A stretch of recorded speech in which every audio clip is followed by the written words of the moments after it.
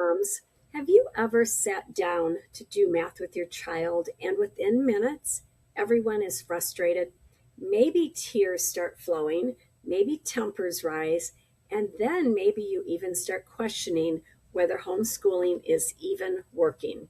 If you've ever thought, why is math ruining our homeschool day? You're definitely not alone. And can I tell you something encouraging? Math does not have to become the subject that steals your peace, damages your relationship with your child, or makes that child hate learning. Today, I want to encourage the homeschool mom whose child struggles with math because I've been there. And I want to share some practical, grace filled ways to keep math from becoming a daily battle in your home. Sometimes we assume that if math just isn't clicking, we must be doing something wrong. Maybe it's the curriculum. Maybe we're just not explaining it well enough. Then maybe our child just isn't trying hard enough. But what if the issue isn't failure at all? What if your child simply learns differently? And here's the good part, what if God can even use this struggle to grow patience, connection, and confidence in both of you? So let's talk about how to protect your homeschool joy even when math is hard. I had some children who were naturally good at math and they picked it up quickly. Then I had others who needed a little extra help. And then I had the child who truly struggled. Excuse me. No matter how I explained it to that child, no matter what manipulatives we tried, no matter what curriculum, math just didn't click. And if I'm honest, there were days when I felt so frustrated. I wondered what I was doing wrong. But then eventually I realized something important. It wasn't me, it wasn't the curriculum. That child just struggled more with abstract concepts. And you know what? That's okay. Each of our kids are different. And when I realized that, it changed how I approached math in our homeschool, especially with the kids who didn't quite get it. So I want to give you some tips on what I did and what's important if you do struggle with math in your homeschool. Number one, focus on math facts first. One of the first things I realized was that my daughter was still counting on her fingers for basic math facts. So I decided I would pause everything, put the book away, and focus on mastering addition, subtraction, multiplication, and division facts. Sometimes when you have to stop your curriculum and slow down, you feel like you're going to fall behind. But to be honest and to tell the truth here, slowing down often is exactly what helps that child move forward. So ask yourself, are we rushing into harder concepts before the basics are strong? And if so, it's important to stop and go back to mastery of those basics before you move on to the harder concepts. Number two, expect lots of repetition. And I do mean lots. Here's something homeschool moms need to hear. Just because your child understood it yesterday doesn't mean they'll remember it today, especially with math. My daughter needed repetition every single day. Long division was not learned in one lesson. It took repeated practice over and over again. And once I stopped expecting that instant mastery and decided we'll take as long as we need to, I felt so much less frustrated, and so did she. So remind yourself that repetition is not failure. Even though it may slow down the process, it's going to help them actually become successful. And it's how that learning sticks for them. So have you ever found 5 different ways that you've explained something to your child and you've only had them look back at you with that look that says, huh, what? I don't get it. Have you ever done that where you've tried it so many different times, but you get that blank look? You're not alone. Yes, it's frustrating, but take a breath. And that does not mean your child can't learn. It just means they need a different pace and sometimes a different way of explaining it. So keep trying.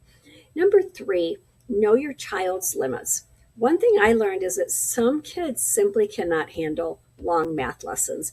By third or fourth grade, I realized that my daughter and me could only handle about half a lesson before shutting down.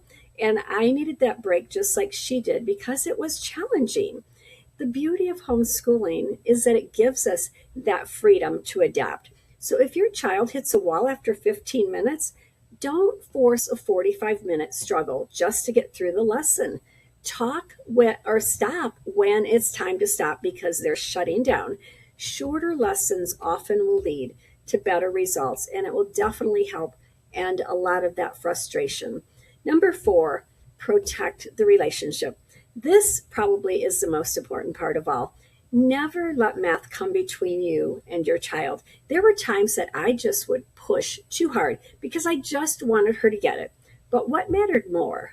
The worksheet, getting it done and understanding it, or the relationship with her? Homeschooling is more than academics. It's much more. It's about discipleship, connection, trust.